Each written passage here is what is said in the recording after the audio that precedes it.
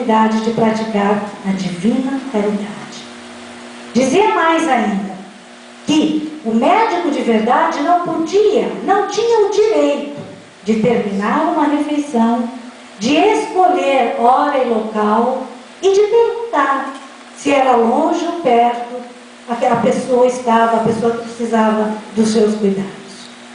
Dizia mais ainda que o médico que não atendia porque estava com visitas, porque era tarde da noite, porque o caminho era ruim, o médico que pedia, pelas palavras dele, um carro para quem não podia pagar bem a receita, este não podia ser chamado de médico.